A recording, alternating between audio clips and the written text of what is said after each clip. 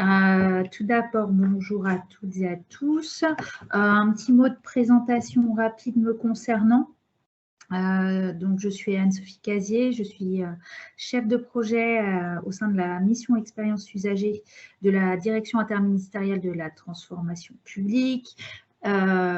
Pour les gens qui ne le savent pas, donc la direction, la DITP, c'est la direction qui travaille en interministériel, donc avec l'ensemble des ministères, sur tous les sujets qui sont liés à la transformation de l'action publique. Dont notamment Service Public Plus, dont je vous toucherai quelques mots tout à l'heure, mais qui travaille également sur des sujets comme le guichet unique, sur un certain nombre de sujets qui visent à simplifier l'ensemble des démarches administratives. Et on travaille notamment en collaboration avec la DINUM sur toute la simplification des 250 démarches. Voilà, donc je suis plus particulièrement en charge du déploiement du programme Service Public Plus que je vous présenterai tout à l'heure au sein des grandes administrations de l'État.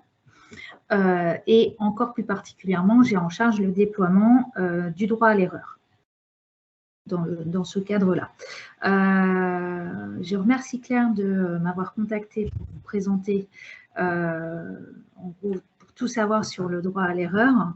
Je serai normalement accompagnée de la DRFIP du Centre Val-de-Loire et du département du Loiret, que je remercierai un petit peu plus tard, puisqu'ils ont accepté, M. Drano et M. Berger ont accepté de m'accompagner pour vous dire en gros comment se concrétise le droit à l'erreur dans le cadre de la déclaration de revenus. Voilà. Donc, l'objectif de ce webinaire, c'est pour vous de tout savoir en quelques temps sur les grands principes du droit à l'erreur, comment il s'inscrit dans le programme Service Public Plus, comment ça se concrétise dans les grandes administrations et comment c'est mis en œuvre, en particulier dans le cadre des déclarations d'impôts. Alors, pour revenir un petit peu, pour vous remettre un petit peu dans le contexte du droit à l'erreur, comme vous le savez, sûrement le droit à l'erreur a été mis en œuvre dans le cadre de la loi ESSOC. Donc, pour rappel, l'État au service d'une société de confiance. Donc, cette loi de 2018 repose sur 2 piliers essentiels qui sont faire simple et faire confiance. En gros, plus on simplifie, plus on accompagne les administrés, plus on renforce la confiance. Et comment on va mesurer cette confiance? Par le biais de certains baromètres, notamment le baromètre confiance qui est déployé depuis 2018 environ. Et les résultats 2021, qu'est-ce qu'ils nous disent?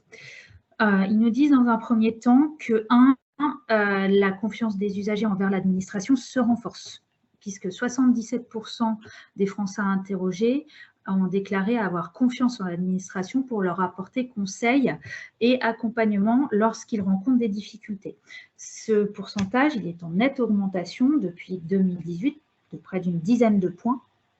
Et c'est la marque vraiment du renforcement de l'administration, du pan administration de conseil qui a mis en place la loi ESSOC. Cette confiance, elle va varier suivant les événements de vie, puisque vous le savez, l'objectif, c'est d'accompagner l'ensemble des administrés dans les grands événements de vie, que sont la perte d'un emploi, la perte d'un proche, la retraite, tout ce qu'il y a à la naissance, etc. Donc, quand on regarde un petit peu le détail de ce baromètre confiance, on voit que dans certains événements de vie, la confiance est renforcée, notamment dans le cadre de la recherche d'emploi ou de l'emploi à domicile, mais elle va aussi se stabiliser et on va avoir aussi un sentiment d'instabilité de la part de certains usagers qui vont ressentir un risque important de commettre une erreur administrative qui aura des impacts qui peuvent être très importants, que ce soit en termes de rupture de droit ou voire même de mise en situation d'indu. Et ce risque accru d'erreur va être identifié par une majorité d'usagers, et ça c'est le fait nouveau de 2021, dans certains parcours tels que la retraite, la précarité, la perte d'autonomie, les résidents étrangers. Et dans une très forte, a fortiori dans une très forte proportion.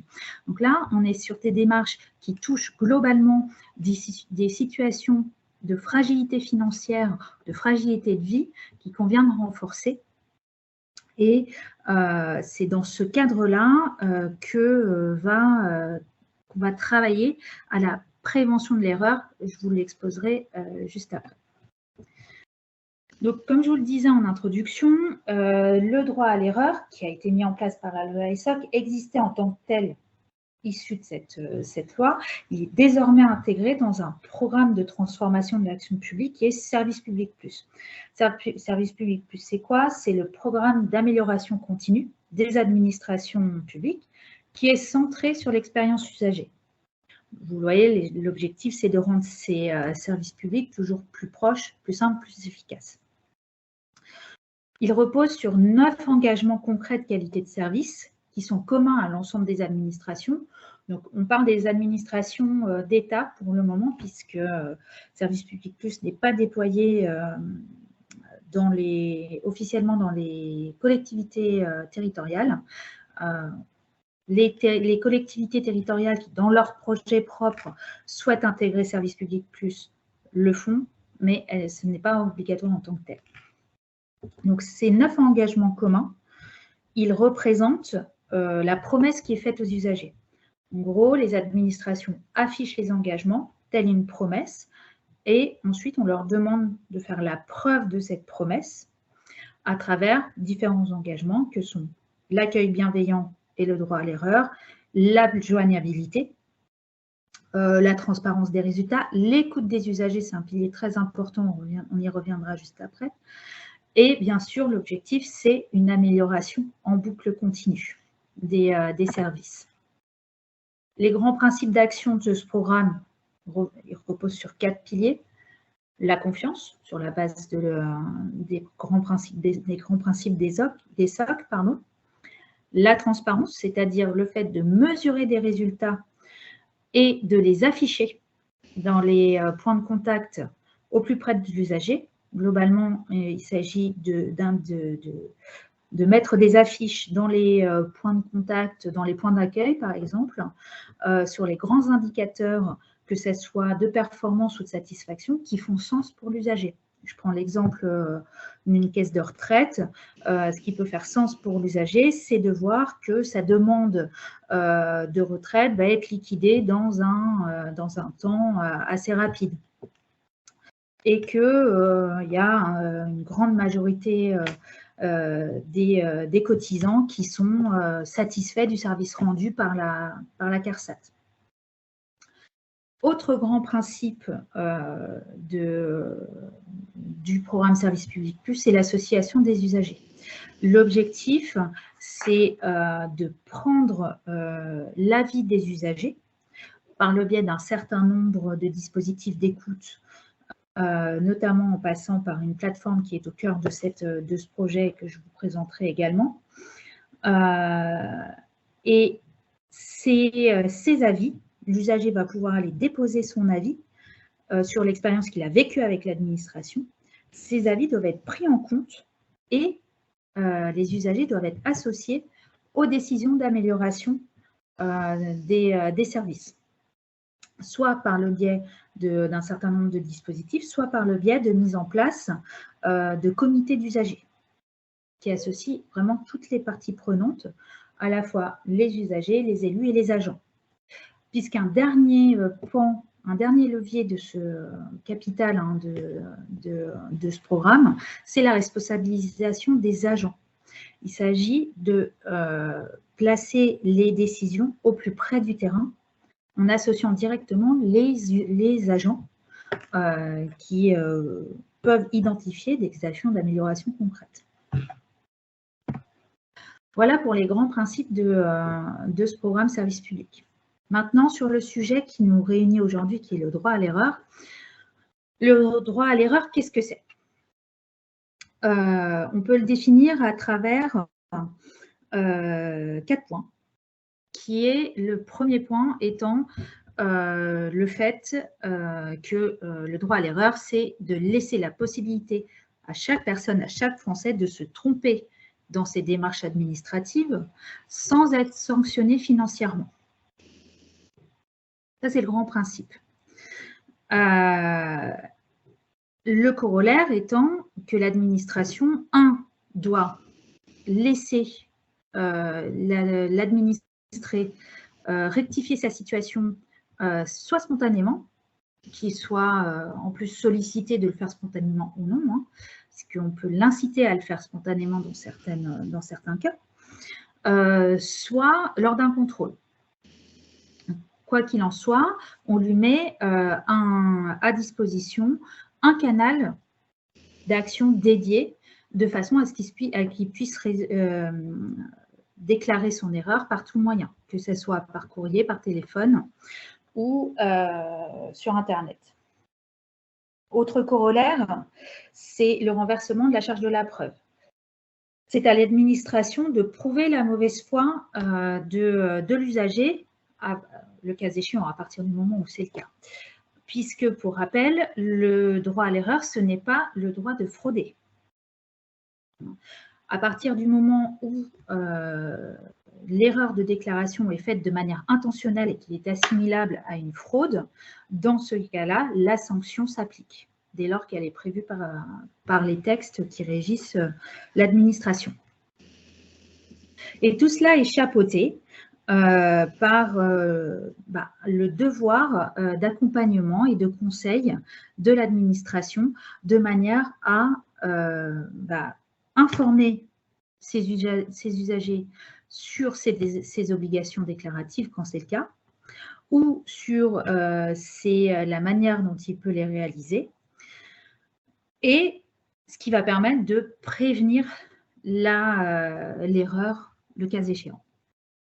Quoi qu'il en soit, à partir du moment où l'erreur est commise et qu'elle débouche sur la perception d'un droit qui ne serait pas dû, le droit à l'erreur, ce n'est pas le droit de ne pas rembourser ce qui est dû. Autrement dit, à partir du moment où il y a un indu, l'usager doit rembourser suivant les conditions qui sont posées par l'administration. Ça, c'est quoi qu'il en soit, ça reste un grand principe de droit. Alors, oui, c'est parti. Caméra. Ah, monsieur Drano, monsieur Berger, c'est bien vous? C'est moi, bonjour. Bonjour. On avait commencé la présentation. Excusez-moi, je ferme juste ma porte et puis je vous rejoins tout de suite. Aucun souci, c'était presque à vous en plus. Voilà. On peut peut-être faire une petite... retard, quelques problèmes de connexion au réseau. Voilà. On peut peut-être faire une petite pause à ce stade. S'il y a des questions, n'hésitez pas à les poser dans le fil de discussion ou à nous interpeller directement. Est-ce que c'est clair pour vous déjà cette définition du droit à l'erreur? Parfait. Du coup, où on en est concrètement du déploiement du droit à l'erreur dans les administrations? Comme je vous disais, hein, à l'instant, il y a 2 niveaux de lecture du droit à l'erreur. Le premier niveau, le droit à l'erreur au sens strict, c'est-à-dire le fait de ne pas sanctionner un usager lorsqu'il commet une erreur pour la première fois, de manière involontaire. Ce droit va s'appliquer sur un certain nombre d'administrations, une vingtaine environ, qui sont directement visées par les textes et notamment par le Code des relations entre le public et l'administration. Ce droit à l'erreur, je vous le disais, va s'imposer dès lors qu'il y a une sanction financière et il est appliqué par les très grandes administrations, Pôle emploi, les CAF, la DGFiP, l'assurance maladie, voilà, tous les gros, soit verseurs de prestations, soit qui agit en recouvrement de sommes. Et dans ces administrations, on le suit depuis 2018, le déploiement de ce droit à l'erreur. On évalue à plus de 450 000 droits à l'erreur accordés depuis 2018, dont la moitié par les CAF. Le deuxième niveau de lecture, il va s'entendre au sens des actions qui sont faites en vue de prévenir ces erreurs. Donc, comment on fait pour prévenir l'erreur? C'est en renforçant, en poussant l'information auprès des usagers sur les erreurs les plus fréquentes dans les démarches administratives. Ça passe, par la mise en ligne de conseils, des erreurs les plus fréquentes et des conseils associés sur la plateforme Service Public Plus. Donc, cette plateforme, je vous en parlais de manière liminaire tout à l'heure, c'est directement dans le slide, qui est au cœur du programme Service Public Plus et qui va regrouper un certain nombre de fonctionnalités. La définition du droit à l'erreur et la mise en ligne des erreurs fréquentes par événement de vie.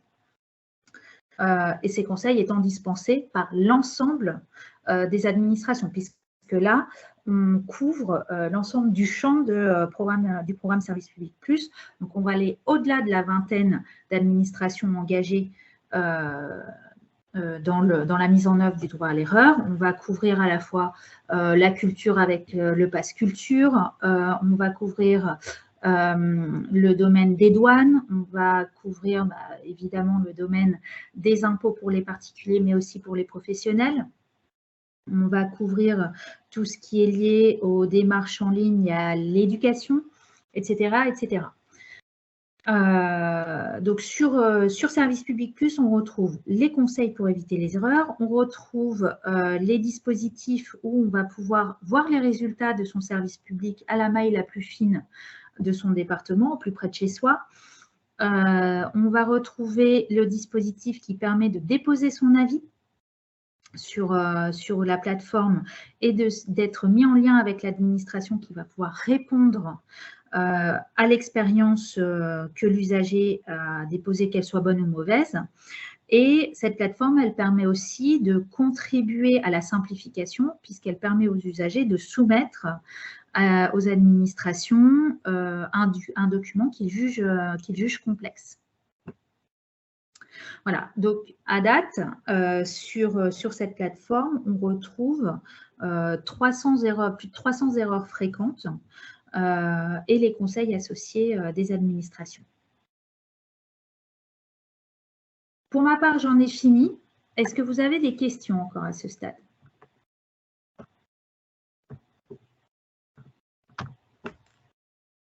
Parfait. Monsieur Berger, je vais vous laisser la parole. Entendu. Parfait. Excusez-moi déjà pour ce... Ouais, j'en profite pour vous remercier, Monsieur Berger, de participer à cette illustration. Voilà, donc c'est illustrer totalement le droit à l'erreur avec ce qui est proposé par la direction des finances publiques, justement, pour aider les usagers dans leur démarche fiscale et éviter que ces démarches soient trop stressantes, entre guillemets, aussi pour les usagers, en leur permettant justement cette possibilité de faire des erreurs, notamment dans le cadre de la déclaration d'impôt sur le revenu. Alors, le droit à l'erreur en matière fiscale, il est plus large que la simple déclaration d'impôt sur le revenu, puisqu'il joue également beaucoup en matière de contrôle. Hein. Là, l'exemple est plutôt porté sur la déclaration de revenus et comment on règle le droit à l'erreur dans ce contexte-là. Alors, on a un droit à l'erreur qui est assez facile à mettre en œuvre et qui peut se faire à plusieurs moments de l'année. Dans le cadre de la déclaration d'impôt sur le revenu et de l'impôt sur le revenu de manière générale, il y a deux grands moments. Il y a le moment déclaratif qui se fait actuellement de mi-avril jusqu'à la fin du mois de mai. Et puis il y a un deuxième moment qui est le moment des avis d'impôt qui sortent à partir du mois d'août. Et sur ces deux grands moments de l'impôt sur le revenu, il y a des facultés qui sont offertes aux usagers justement pour corriger éventuellement des erreurs qu'ils ont pu effectuer de manière très simple. Alors ce droit à l'erreur peut apporter sur des oublis de déclaration ou des erreurs de déclaration dans les différents éléments qui doivent être portés sur la déclaration d'impôt sur le revenu.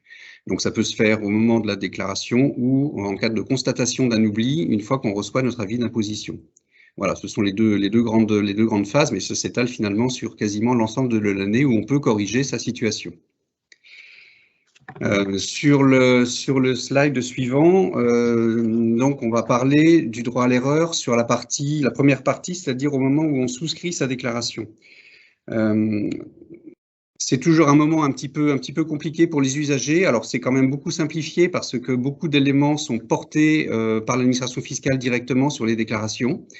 Les revenus, les salaires, les pensions sont portés. On reprend en matière de déclaration en ligne les situations familiales. Donc, il faut simplement que les usagers vérifient voilà, leur situation familiale, leur adresse, le fait que les enfants sont bien portés à charge, que les salaires sont bien déclarés dans leur intégralité, les revenus de capitaux mobiliers sont également pré-remplis sur la déclaration.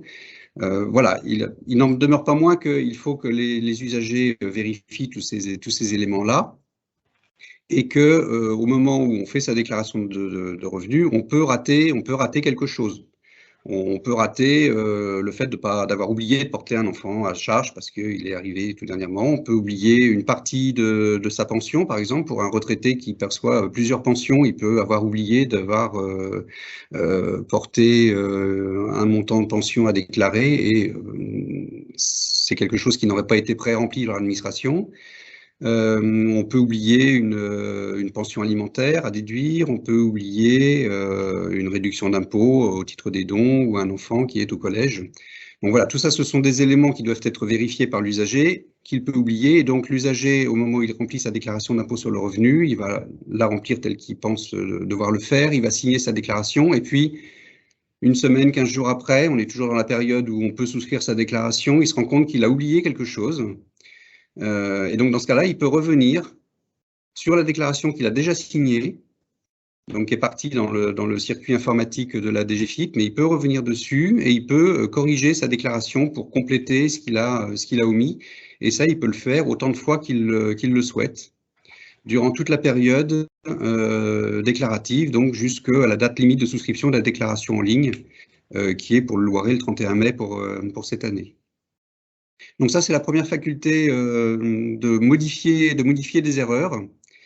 Voilà, alors vous pouvez intervenir quand vous voulez si vous avez des questions à poser par rapport à ce que je vous indique. Deuxième partie, c'est la partie de la campagne d'avis, c'est-à-dire à partir du moment où les déclarations ont été traitées par l'administration fiscale, il y a un avis d'impôt qui est mis à disposition des usagers à partir du mois d'août, schématiquement. À la lecture de cet avis, on peut se rendre compte qu'on a oublié quelque chose. On a oublié une réduction d'impôt. Voilà, on était pourtant sûr d'avoir tout vérifié au mois de mai au moment de la déclaration. Et puis, en regardant son avis d'impôt, on se rend compte qu'on a oublié une réduction d'impôt, un enfant scolarisé, par exemple. Il est toujours possible de corriger sa déclaration. À partir de la mi-août, sur le site impôt.gouv, il y a un bouton qui s'appelle « Corriger votre déclaration » et qui permet de revenir sur sa déclaration initiale et de pouvoir apporter une correction sur cette déclaration. Et dans ce cas-là, dans le cadre d'un traitement contentieux chez nous, on va prendre en compte cette correction qui viendra déclencher une modification de l'imposition et de l'avis d'impôt qui a été reçu par l'usager. Alors c'est une correction qui peut se faire sur la plupart des informations qui sont contenues sur la déclaration d'impôt sur le revenu. Ça peut être une personne à charge qui a été omise, ou une personne à charge qui a été déclarée en trop, ça peut arriver aussi. Ça peut être un revenu qui a été omis. Je parlais tout à l'heure des retraités qui perçoivent plusieurs pensions. Ils peuvent se rendre compte qu'il y a peut-être un petit bout de pension qui n'était pas pré-rempli et qu'ils ont omis de porter sur la déclaration, de corriger leur déclaration au mois de mai. Et donc, ils peuvent le faire à nouveau sur la période qui va de août à mi-décembre. On peut éventuellement également se rendre compte, on a oublié de déduire une pension alimentaire. Et ça, c'est possible également dans le cadre de la correction en ligne. Donc voilà, ça c'est la deuxième étape de correction possible et qui permet à l'usager de rectifier un oubli ou de rectifier une erreur. Donc on est vraiment dans le cadre du droit à l'erreur, puisque tout ça, ça se fait de manière spontanée par l'usager et sans aucune conséquence financière, si ce n'est l'ajustement de l'impôt éventuellement à payer en fonction de ce qui a été corrigé par l'usager. Alors après, on a des usagers qui déposent papier, puisque tout ce que je vous ai dit là, c'est plutôt pour des personnes qui sont sur des formalités en ligne et qui ont fait des déclarations en ligne, notamment la correction sur les avis d'impôt. Les avis d'impôt, ça ne peut se faire que si la personne a fait une déclaration en ligne. Pour les personnes qui ont déposé des déclarations papier, il y a une possibilité de corriger la déclaration. Alors là, ça se fait de manière beaucoup plus classique.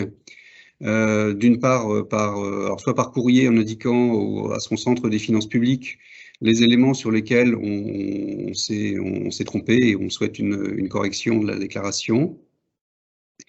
Donc le service va traiter le courrier et va apporter les correctifs nécessaires. Tout ça, ça se fait également sans conséquences financières. Et puis l'autre possibilité, c'est de déposer une nouvelle déclaration papier qui annule et remplace la précédente. Donc il faut bien mentionner sur la première page une déclaration rectificative annule et remplace, de manière à ce que le service puisse bien prendre en compte cette nouvelle déclaration, puisse établir un nouvel avis d'impôt à partir de cette nouvelle déclaration. Et ça viendra supprimer la première déclaration qui aurait pu être traitée et qui comportait une erreur. Alors si vous faites une nouvelle déclaration d'impôt sur le revenu papier qui annule et remplace, il faut bien reporter tous les éléments, y compris ceux qui étaient bons, mais il faut reprendre vraiment tous les éléments de la déclaration. On est vraiment sur une nouvelle déclaration, qui est une déclaration rectificative, mais qui doit contenir l'ensemble des éléments qui permettent d'asseoir le bon impôt. Voilà les différents éléments en matière d'impôt sur le revenu qui permettent à l'usager de bénéficier du droit à l'erreur, puisque tout ça, ça se fait la plupart du temps de manière spontanée par l'usager. Donc, il corrige lui-même une erreur qu'il a reconnue, il s'est rendu compte qu'il avait fait, et ça se fait sans conséquences financières pour lui. Voilà les différents éléments en matière d'impôt sur le revenu pour illustrer un petit peu ce droit à l'erreur. Voilà. Pour information, sur le département du Loiret, en 2021, sur la campagne 2021, donc les revenus 2020 déclarés en 2021, on a 4721 usagers qui ont bénéficié du système de correction en ligne. Voilà, pour donner un petit peu un ordre de grandeur de l'importance et de l'intérêt que ce service a pour les usagers. Merci, Monsieur Berger. C'était hyper intéressant. Est-ce que vous avez des questions?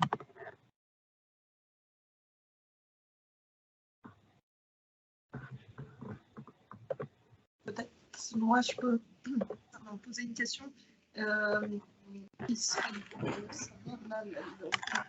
Parmi les participants, est-ce que vous êtes amené à accompagner des usagers sur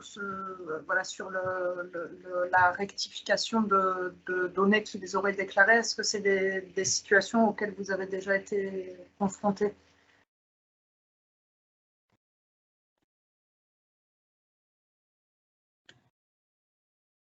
Vous m'entendez? Oui. Oui, bonjour, Tiffany Duriot, donc je travaille dans un CCAS, le CCAS de Saint-Jean-de-Bray. Effectivement, oui, je suis amenée, notamment avec la CAF, hein, vous le soulignez que c'était une administration à faire effectivement beaucoup, beaucoup de rectifications en tout cas. Et donc, c'est vrai qu'effectivement, les personnes ne sont pas sanctionnées, mais par contre, elles ont souvent des trop perçus, ça génère du trop perçu généralement. Effectivement qu'après il faut pouvoir rembourser, mais souvent effectivement l'administration, bon, en fonction de la situation de la personne, j'accompagne particulièrement des personnes bénéficiaires du RSA, voilà, on trouve des arrangements et des remboursements vraiment qui se font sur la durée et de manière adaptée hein, à la situation de la personne, voilà. Donc oui, voilà, ça me parle en tout cas. On voit tout l'intérêt du côté information. Alors, vous parlez de la CAF, il se trouve que auparavant, j'exerçais des fonctions à la Caisse nationale des allocations familiales, sur tout ce qui était dimension prévention de l'indu. Donc, travailler sur toute le push de l'information pour accompagner les allocataires dans leurs obligations déclaratives. Et on sait que, pas seulement à la CAF, mais aussi ailleurs, la législation, c'est complexe, notamment pour les allocataires du RSA.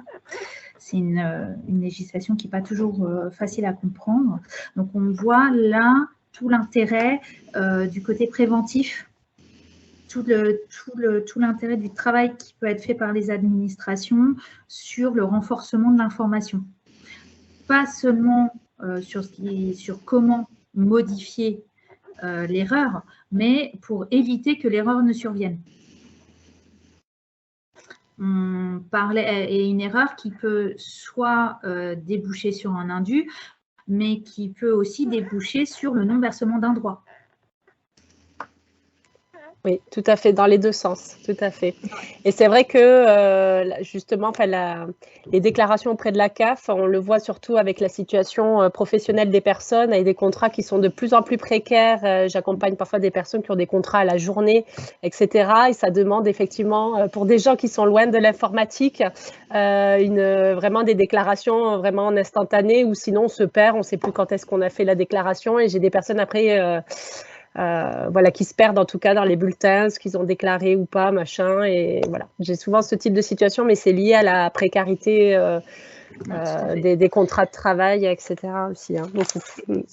Et là, on retombe aussi sur l'introduction que M. Berger faisait, hein, quand il parlait de simplification.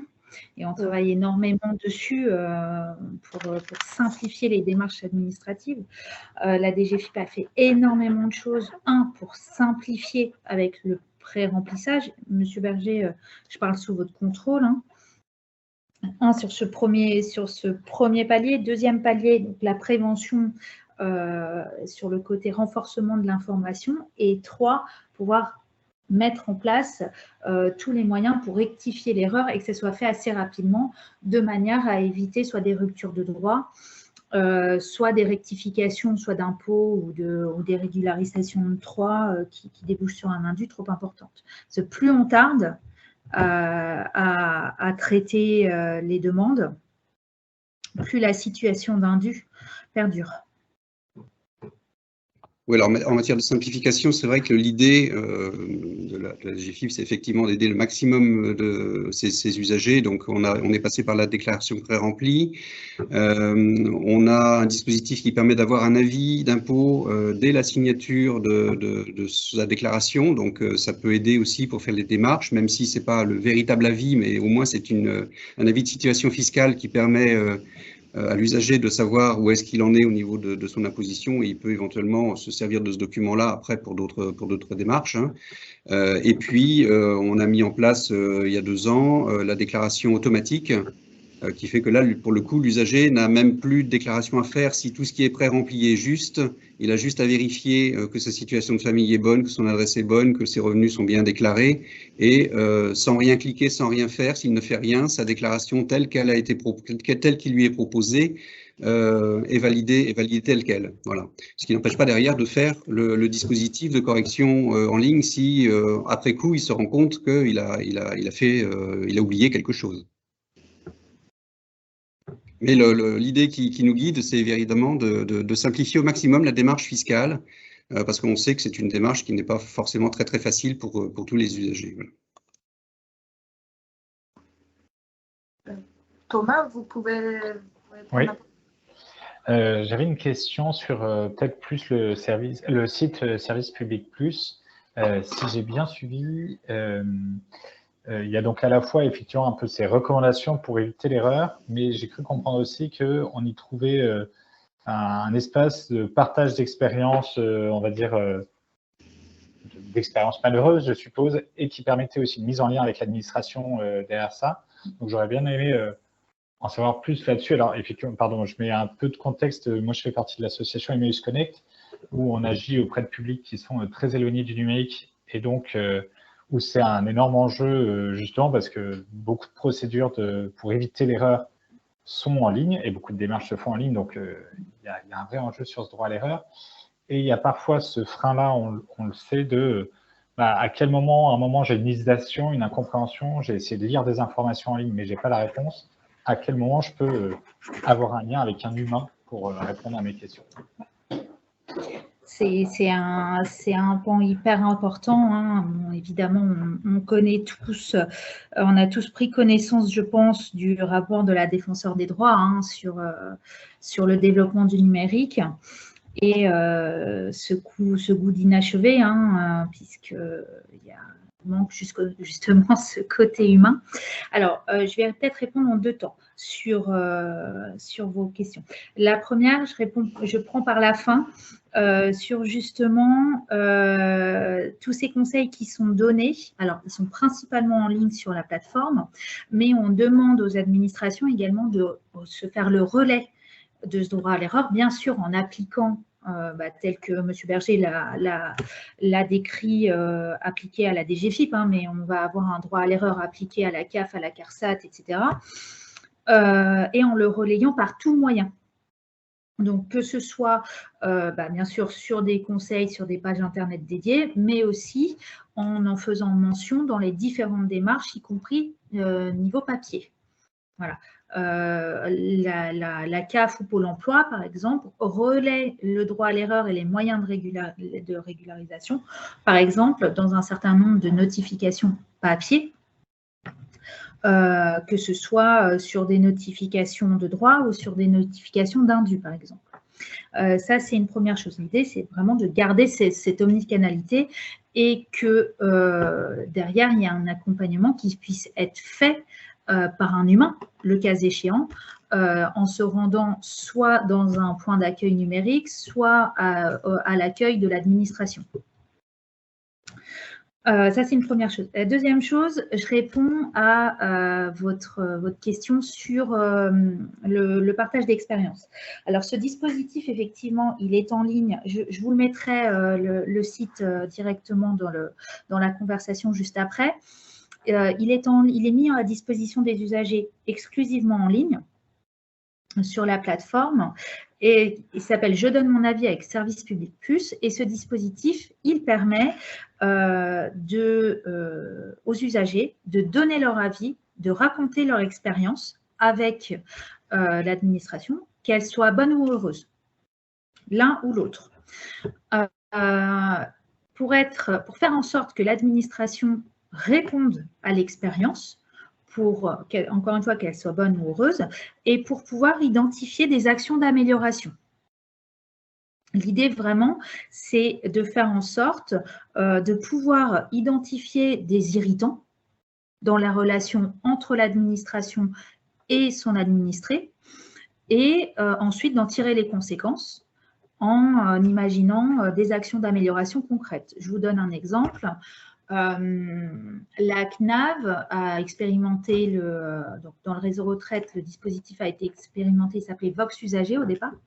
Il a été expérimenté en 2019 et ils ont identifié une action d'amélioration concrète qui était que les administrés se sont plaints de ne pas pouvoir transmettre un certain nombre de pièces sur leur espace personnel parce que le volume accepté n'était pas suffisant. Donc, à partir du moment où il y avait un certain nombre de bulletins de salaire à déposer sur une carrière qui était très longue, un usager ne pouvait pas faire la démarche. C'est remonté par ce biais-là. Et donc, du coup, ils ont augmenté leur capacité de transmission des pièces justificatives. Voilà.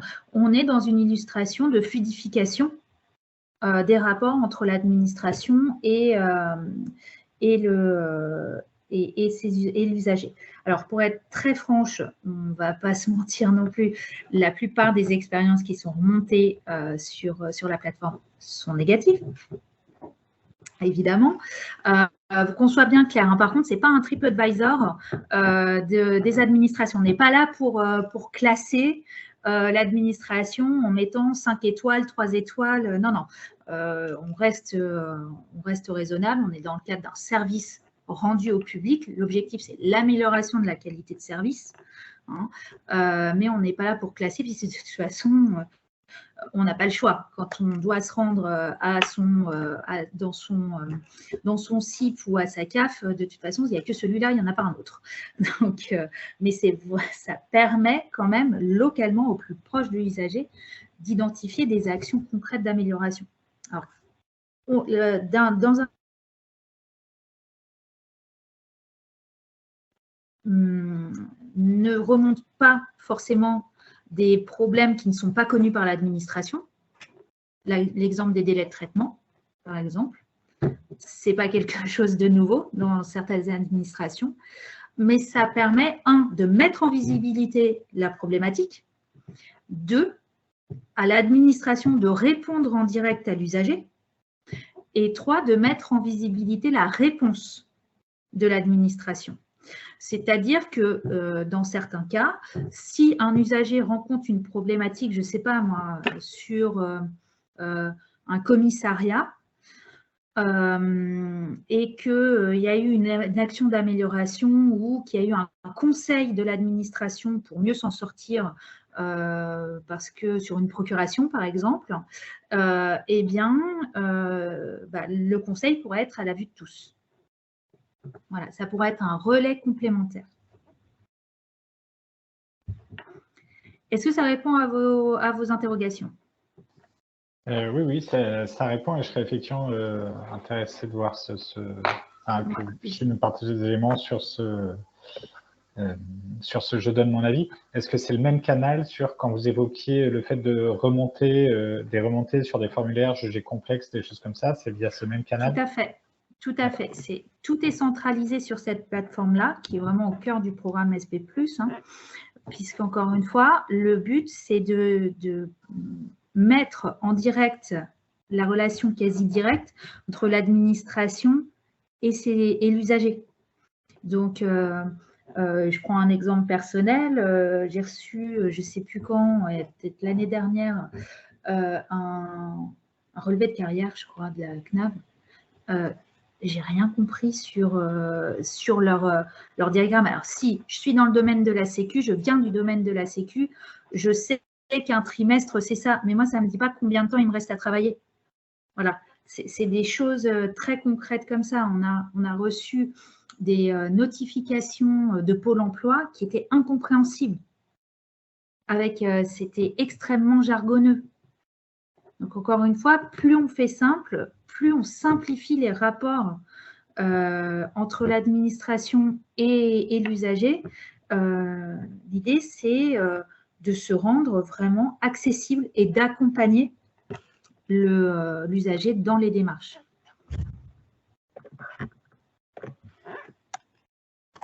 Merci beaucoup. C'est très clair. Vous avez le lien dans la conversation.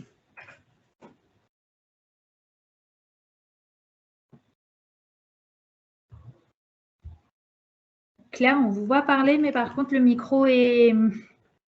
Merci. J'avais une question pour vous. Vous avez mentionné en début de présentation que voilà, dans la démarche centrée utilisateur, il y avait des comités utilisateurs. Du coup, je voulais savoir comment vous constituiez ces comités et est-ce que vous aviez justement une attention particulière à ce que des usagers éloignés du numérique fassent partie de ces comités justement pour prendre en compte leur relation particulière à ces démarches administratives en ligne. Alors, il y a 2 niveaux encore une fois, sur votre question. Le premier niveau, c'est on demande à chaque administration, à chaque réseau d'administration, à chaque opérateur, de mettre en place en local ces comités d'usagers. Alors, encore une fois, on est sur un domaine extrêmement vaste. On est en interministériel, hein, donc on peut aller du comité d'usagers qui se réunit en Agora Retraite, qui associe des retraités ou des gens qui ont fait leur demande de retraite, qui sont en passe d'être retraités avec leur CARSAT local, à un comité d'usagers qui réunit des visiteurs d'un musée, par exemple. Voilà. Mais pour des choses très concrètes où vous allez agir en soutien des usagers, on va être dans le cadre d'une Agora retraite. Donc ça, c'est au niveau des administrations. Leur demande de plancher sur la mise en place de ces comités locaux d'amélioration continue qui peuvent se tenir en physique, en visio, par tout moyen qu'ils identifient, mais quand même le mieux, c'est en physique, hein, et de manière à prendre en compte la voix de l'usager. Dans le cadre d'Agora Retraite, là aussi, il y a des choses très, très concrètes qui ont été rencontrées, et ça permet en plus aux agents d'entendre les vrais problèmes des usagers. Deuxième niveau, c'est au niveau interministériel, donc au niveau de la DITP. On organise aussi des comités d'usagers qui sont des commissions usagers, que ce soit les particuliers ou les professionnels, qui sont présidés par la ministre de la fonction publique et de la transformation publique, Amélie de Montchalin jusque-là, et qui permettaient aussi d'entendre les problématiques qui étaient remontées par les associations. Donc là, ça se jouait au niveau des associations d'usagers. Et notamment, par ce biais-là, sont remontées les problématiques d'exclusion du numérique.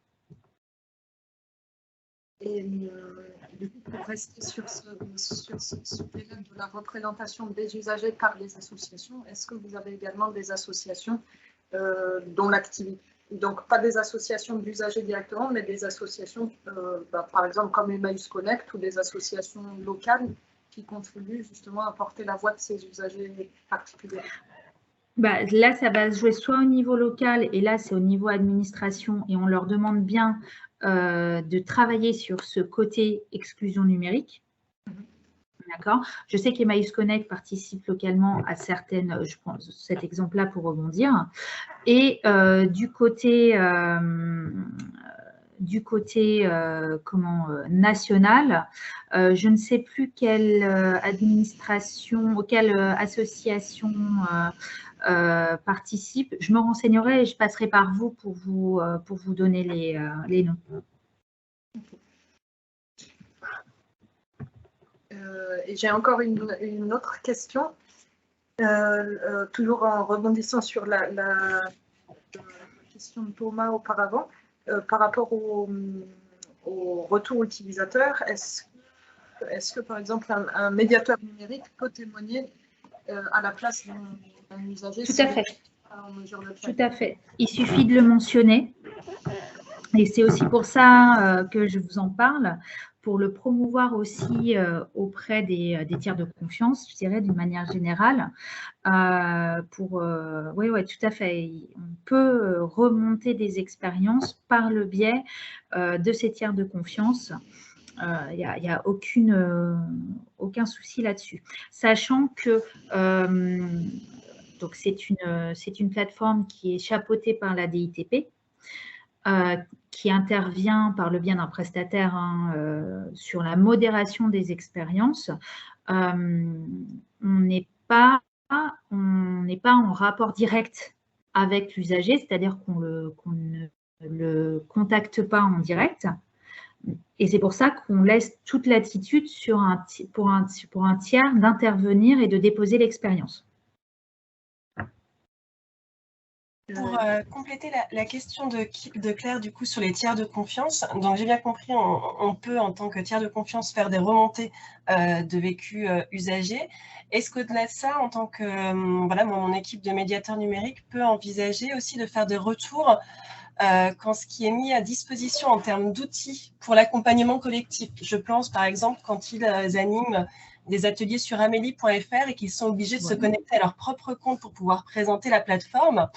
Est-ce que des remontées de cet ordre pour faire entendre aussi cette voix de difficultés parfois techniques des médiateurs numériques à accompagner collectivement sur certains outils sans mettre en jeu leurs propres données personnelles?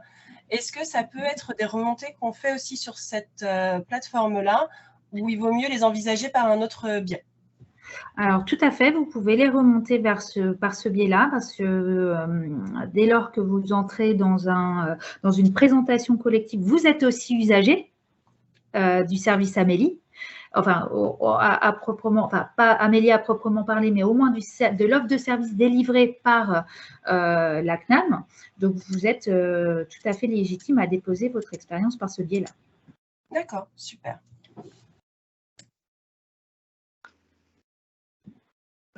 J'ai encore une question peut-être plutôt pour Monsieur Berger, et je ne suis pas sûre qu'elle soit très pertinente, mais je vais la poser quand même. Est-ce que tout ce que vous avez décrit comme possibilité de revenir sur sa déclaration, même une fois, sa déclaration en ligne, même une fois signée, est-ce que là aussi un aidant qui a réalisé initialement la démarche avec Aidant Connect va pouvoir refaire toutes ces démarches de correction à la suite? Oui, parce que les démarches de correction peuvent se faire à partir du moment où l'usager est identifié, donc avec son numéro fiscal et avec son mot de passe. Donc, s'il y a eu une déclaration en ligne qui a été faite par un aidant, c'est que l'aidant avait déjà ces coordonnées-là pour pouvoir établir et signer la déclaration. Et donc, la correction pourra se faire aussi par l'aidant à partir du moment où il peut se reconnecter au compte de la personne aidée par l'identifiant de cette personne et par son mot de passe.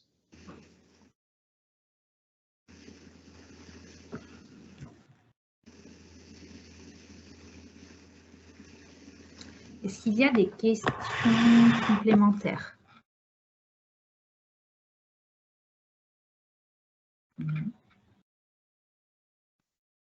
Je pense qu'on peut s'arrêter là, Claire?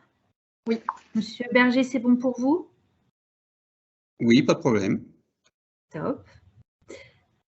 Merci beaucoup, Monsieur Berger et Anne-Sophie, pour votre participation, et Anne-Sophie pour l'organisation de ce webinaire qui était très intéressant. Merci à vous. Merci à vous. Merci beaucoup. Excellente journée. Merci. Au revoir. Merci, au revoir.